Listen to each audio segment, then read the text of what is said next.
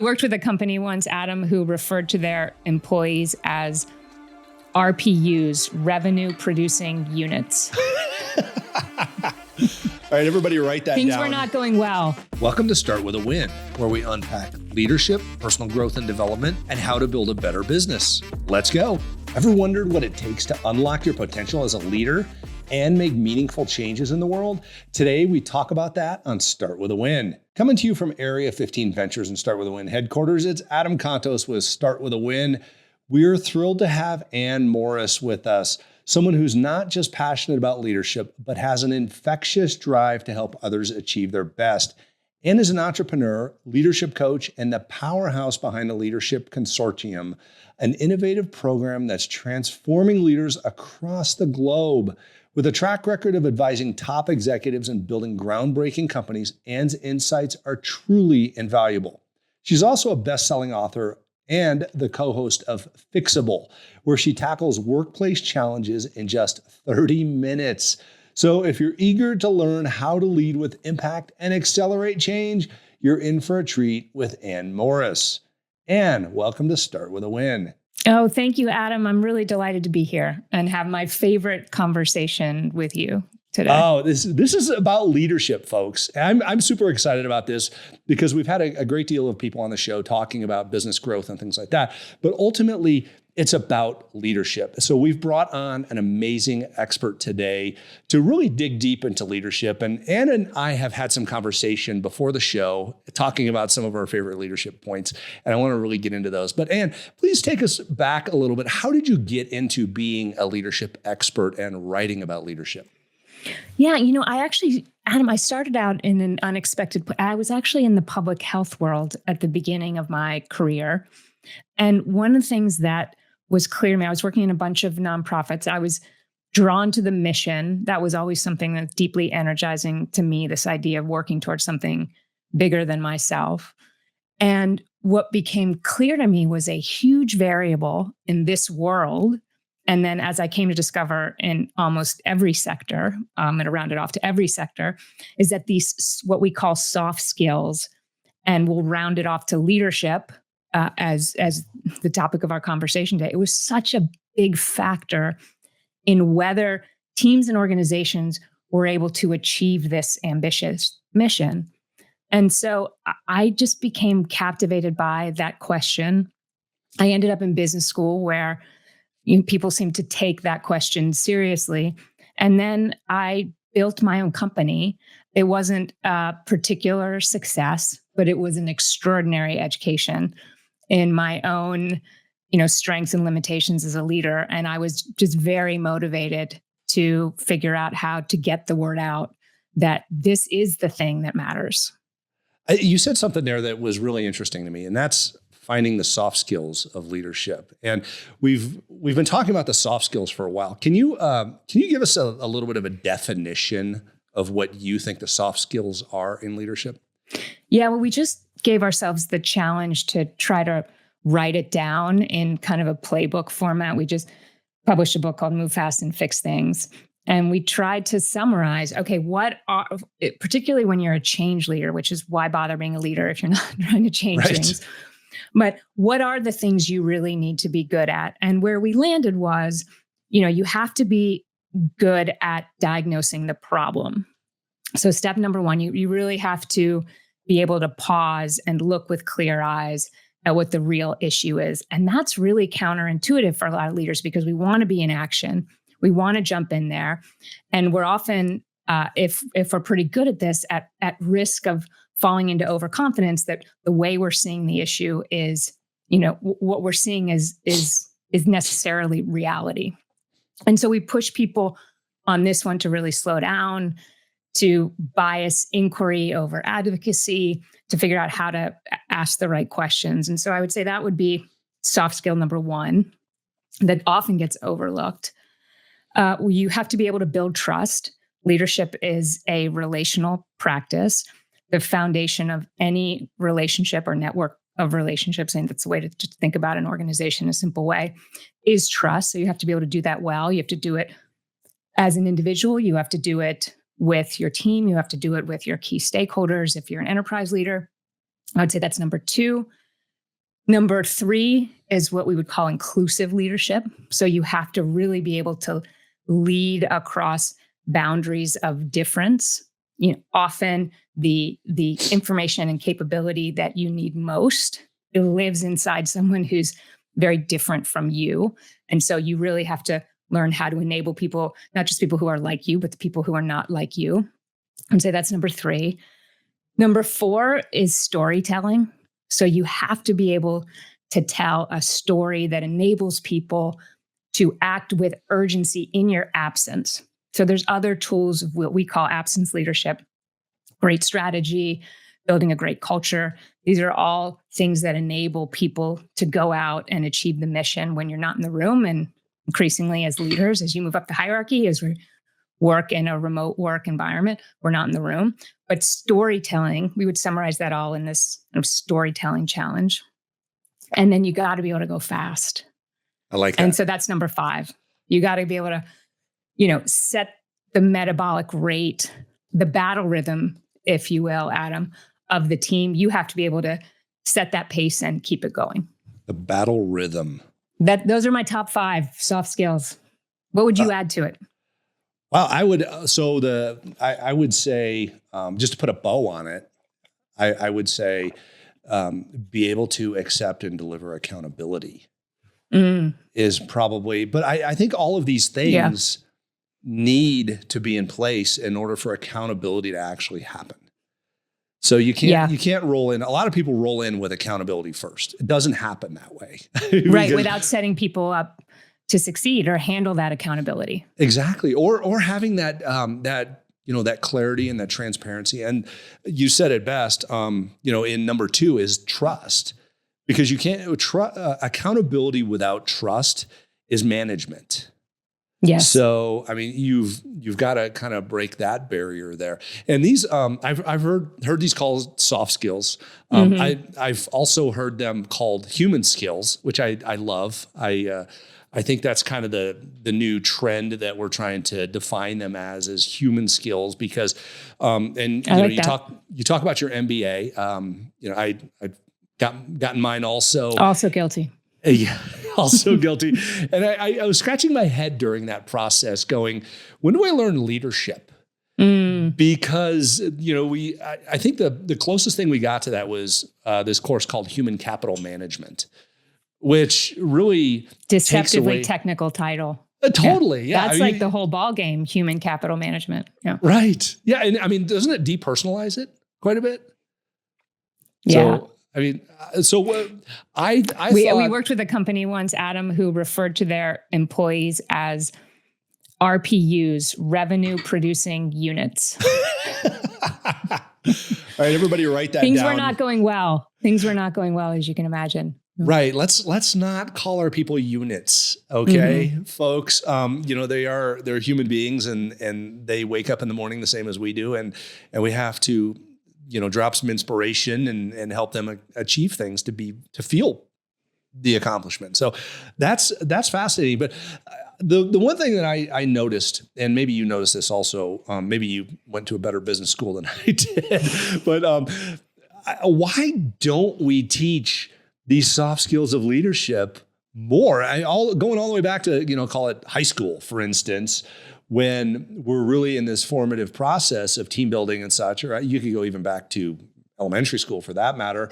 But why are we missing this key component in society, in your opinion? Oh, this is a very deep question, I think. If we go all the way back to high school, I do think sports and team sports in particular are really powerful leadership laboratory. There was just some interesting research that came out on women leaders and the percentage of them that had played team sports in high school or college, and it's an astonishingly high number. I do think that that's one place where we get it right, of really, even for kids who are not particularly interested in athletics or born out. I mean, most schools will really encourage most people to participate. But I do think after that moment, there in the school environment, I think there is this industrial burden where at one point we were really using, elementary and high school to train, laborers, to go do very routine work inside factories. So I do think there's an interesting story there that we were, this was an anti-leadership curriculum for a reason, because this was a time where we thought we didn't need very many leaders, and we needed a whole bunch of workers to go and do what they were told. We live in a very different world now. And I think arguably our education system is still keeping up. I have 2 teenage boys. We argue about this all the time, so yes, I do think there's probably ways to go. But what's really interesting and what we think about all the time in our work is that then when you get inside organizations, MBAs are, explicitly training grounds for leadership. And I'm sure you can argue some schools are better at it than others. But then when we get inside organizations, often they don't gracefully catch that ball in terms of leadership development. And it doesn't rise to the very top of the priority list of this is the way I'm going to invest in my people, because we need a really deep bench if we are going to achieve not just achieve the short-term mission, but build a really enduring enterprise. And when we sample on the organizations that are really successful in an enduring way, that achieve real excellence over time, and that excellence continues to accelerate, let's say a company like Microsoft, it's not an accident that they are being very explicit about their investment in leadership development. And even in these turbulent times, that's my favorite academic euphemism for like batshit crazy, totally. Economic environment. These organizations are continuing to invest because they understand that that's the future. Right. Well, and it's the opportunity also, I truly think that those that are wound up with the strength of leadership throughout the organization are those that are going to propel themselves past their peers in true competition. And it goes back to the sports days. We talk about sports, and I agree with you. It's an amazing laboratory for the practical application of leadership. We have team captains, we have different coaching levels, things like that. But the ultimate question is, can we say that we are training leadership, like actively and knowingly, intentionally training leadership on, call it a weekly basis? And I truly think that is one of the current challenges that we face. Do you know of many organizations or active, whoever institutions of any sort that spend time each week delivering leadership development to their people? And I'm sure you do. What impact does that have over the peers? Yeah. So I didn't pay you to ask me that question, but I will answer it in the following way that, my co-conspirator in all the work that I do, Frances Fry, who's on the faculty at Harvard Business School, also happens to be my co-parent, my wife, my co-author. We started our own company to deal with this gap called the Leadership Consortium. Yes. Which is essentially companies can outsource this challenge to us. It seemed like such a big need. And it's also our observation that it does not take a ton of time or a ton of resources. And so, we have a program that's just a couple months long that's really training people to prepare for higher levels of leadership. And when we measure outputs from the program, one of the key metrics we're looking at is confidence. Like, do I have the confidence to raise my hand and say, yes, I want to take the ball and go do this hard thing. And I know how to solve problems, and I know how to access the support I need, and I know how to, navigate uncertainty. Now, we started that company because it was our observation that it was hard for organizations in their existing form to solve this problem on their own. Now, there are companies out there that are doing this well in-house. And I think Microsoft is one. I think, ServiceNow is another one that's thinking deeply about this. We spend a lot of time in the tech world, so we have a bias for that. I think the pattern, one of the patterns when we look at organizations that are really getting this right that we see is that there's a deep partnership between the CEO and the chief people officer or the chief human resources officer. And I do think, Adam, that that's a real tell, because sometimes, particularly in younger organizations, HR will be this kind of afterthought, right? This like luxury, service that we're really not allowed to invest in. But when both, these mature organizations, but also these younger organizations that are they are really using those people functions, not just as a compliance, arm of the company, but as a way to really invest in the leadership capabilities of their team, not just the current leaders, but the future leaders of the organization. Wow. And what you just said does not get missed by me, because you said something very important to me. You mentioned the company ServiceNow. So if you look at this sign, for those of you on video, stay hungry, stay humble. So Bill McDermott, who was the CEO of SAP and now is the CEO of ServiceNow. I was at a very small mastermind and he came in to speak with us. And Bill McDermott, SAP is the largest software company in the world. ServiceNow is another juggernaut in business, one of the best companies on the planet. And what you just said was that they have regular leadership development, which is core to Bill McDermott's fundamentals. I mean, he is he's a legend, right? Yes. But this is a great example. He partners deeply with the chief people officer there, Jackie Canny, to bring that vision to life. Because, you interact with Bill and you're like, oh my God, one in a billion. Who is this epic human being? But he made a commitment to translate his vision and his ethos and his values, into an entire organization. And you can't get there without a very smart and strategic investment in training and leadership development. So he and Jackie partner really deeply to bring that commitment to life. I think it's the first thing that they think of in the morning. I mean, they're not thinking about the business, they're thinking about the people and their growth. 100%. 100%. That's true. So a quick little story. It was interesting. I was a brand new CEO, brand new public company CEO. And Bill said, do you have any questions for me? I said, Mr. McDermott, I have a question for you. As a brand new CEO, what advice do you have for me in order to build the best company possible? And he talked about building leaders in the organization, but he ended with, so Adam, I want you to remember this.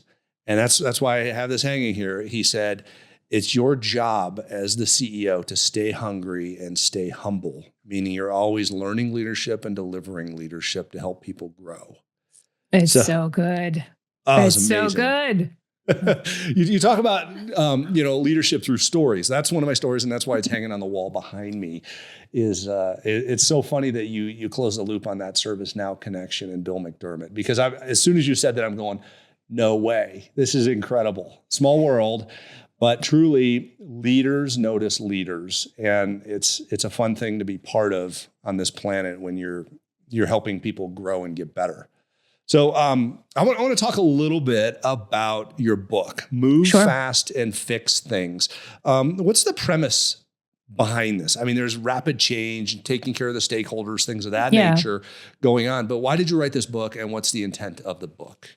Yeah, in our experience, speed had gotten a bad name in many organizations. Yeah. I think it's really the dangerous legacy of move fast and break things. It wasn't that we were breaking so many things and everyone was okay with it. I think the world has really kind of pushed back on that ethos, which really did define the innovation economy for so long.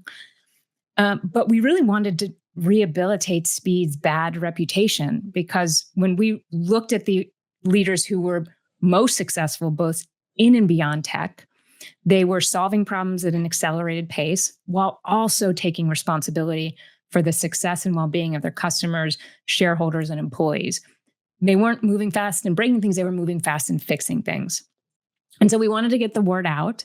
And then we wanted to really push ourselves on this idea of could we distill down the choices that these leaders were making and the lessons from the last 20 years of very disruptive time in American business and global business? And could we pull out the patterns of how to do this right in your own organization at whatever size or level of maturity? And that's where we ended up with these kind of 5 steps. We give them, we assign them to days of the week. We think that sequence matters. And in particular, you have to build trust first and then earn the right to go fast on top of that foundation of trust. Oh, okay. So that's why there's 5 of those and 5 work days during the week, typically. Those of us that are entrepreneurs know that, Friday means we have 2 more days before, 2 more work days before Monday. So, but although we push you to take a break, because if you look at all of the peak performance literature, and I'm sure you've had some of these researchers on your show, Adam, the power of really giving yourself room to recover is the difference between, winning the race and burning out as you go. Totally. And to Ann's point, my workout program, 5 days a week, and I have to take my 2 days off. You have to take your 2 days off. That's really clear. That's really clear in all of the data. It doesn't work. You don't get stronger otherwise. Correct. Yeah. It's, and it's fascinating. My workout app even tells me that it's like, you have to have time for recovery. Take the day off. I'm like, I love this. Somebody's giving me permission, because as a leader, a lot of times there's no one there to give us permission but ourselves. We have to give ourselves permission in order to rest and recuperate and recharge, for that matter. Wow, we have so much amazing leadership conversation going on that Ann and I decided to make this a 2-part. So this is the end of the first part. Make sure you go back and listen to it. There's a lot of great information on leadership here. I love the move fast to fix things piece, and be good at diagnosing the problem. Take a look at the notes that you have from this one, and we will see you on the next episode of Start With a Win with Ann Morris and more leadership conversation.